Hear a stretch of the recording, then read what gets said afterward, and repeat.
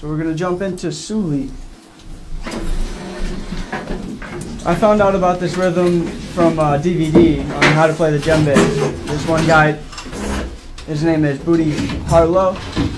And so if you're interested, I have the DVD at hand in the room down there.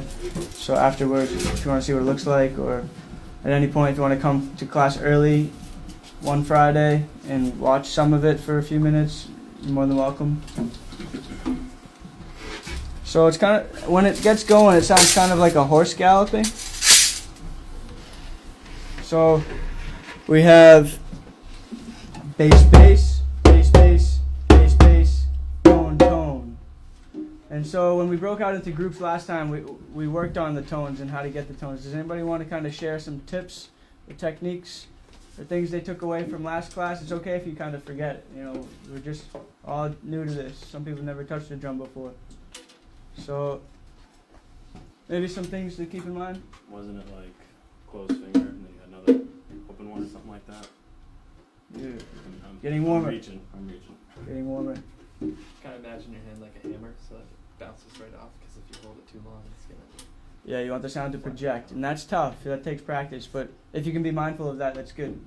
You want the drum to project the sound, and so when you are playing the djembe drum and the congas, sometimes the congas are played just naturally standing as they are, but the djembes you want to tilt them forward so that the angle produces access for the air to come out of the drum, so the drum can talk.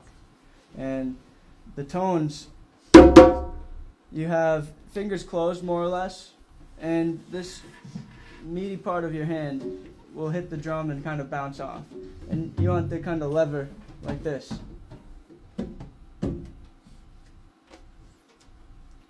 And so it's not really kind of flopping around, but you actually strike the drum. But don't hurt yourself. And if you have rings on, you want to take those off. If you haven't done so already. What else was I going to say? So, does somebody want to hold down the dunes for the bass, bass, bass, bass, bass, bass? So, the dunes, like I said last time, they really blend together with the djembes, and they always go together. And we need to listen, as the hand drum players, we need to listen to the dune players to see how things fall into place. And it makes more sense once it starts happening, of course. But basically, they'll hold down a certain tempo, and you got to listen for that so it doesn't speed up or slow down. And you just do that to the best of your ability, and it becomes easier as it goes, right? So with this one, it sounds like a horse galloping. So if that, you can imagine, that'll help you stay on track. So we'll jump right into it, and I'm going to start it out at a moderate tempo. And when you feel comfortable, just jump in. It's bass, bass, bass, bass, bass, bass, tone, tone. So it's right up here. Bass, bass, bass, bass, bass, bass, tone, tone. I even wrote like a horse galloping, because that's what that guy Budhi Harlow was telling me. So that's important. It does kind of sound like it. So we'll jump into that, and remember to just be deliberate.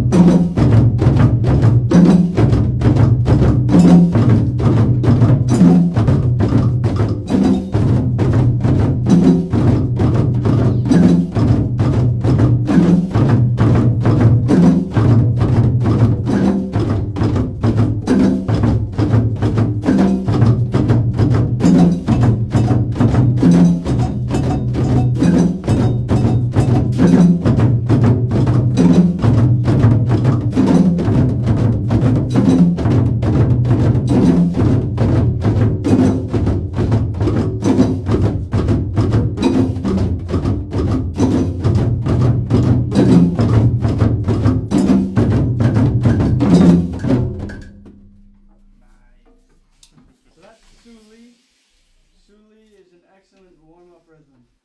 And